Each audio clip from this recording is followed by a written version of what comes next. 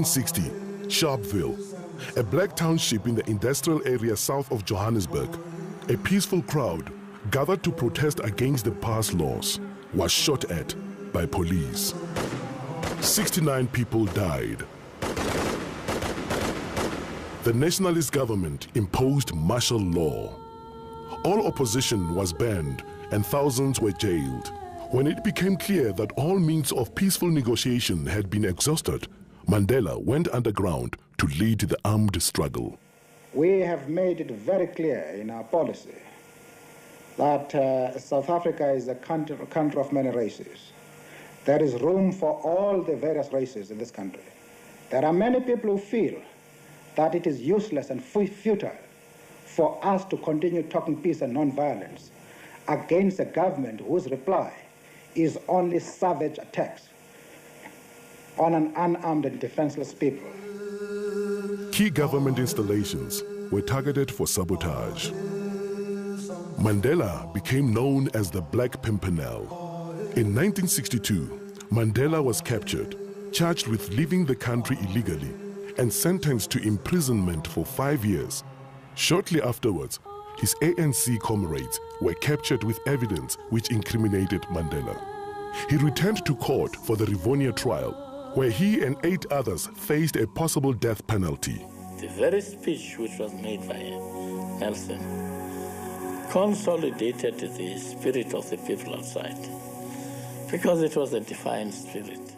I have fought against white domination, and I have fought against black domination.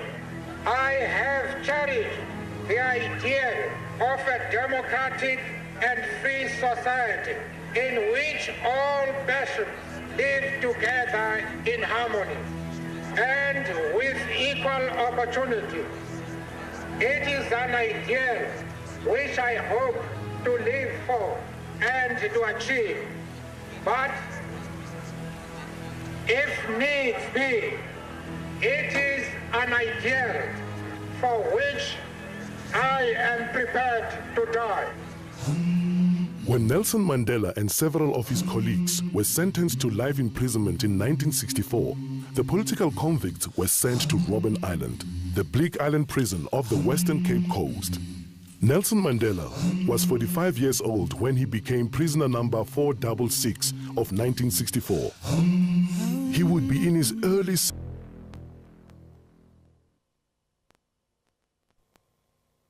The time for the healing of the wounds has come. The moment to bridge the chasms that divide us has come. The time to build is upon us. We have at last achieved our political emancipation. We pledge ourselves to liberate all our people from the continuing bondage of poverty, deprivation, suffering, gender, and other discrimination. We commit our... Of Barack Obama. Barack Hussein Obama II was born August 4, 1961, in Honolulu, Hawaii. His parents divorced in 1964, and following that, he moved around until finally resettling in Hawaii at age 10 with his grandparents. Eventually, after a short stint in Los Angeles, Obama transferred to Columbia University, where he earned a BA in political science in 1983. He worked in New York's business sector for 2 years, then moved to Chicago, where he spent 3 years as a community organizer in low-income neighborhoods. In 1988, he enrolled at Harvard Law School. After his first year, he was chosen as editor of the Harvard Law Review, and the next year, he became its first black president. During the summer of 1989, he met Michelle Robinson while interning at a law firm. Eventually, the two began dating, and finally, in October 1992, they married. Just prior to this, Obama graduated in 1991 and was offered a book deal based on his experiences with racial affairs. This became the 1995 memoir, Dreams from My Father. After graduating, Obama went to work at the University of Chicago Law School, where he taught constitutional law until 2004.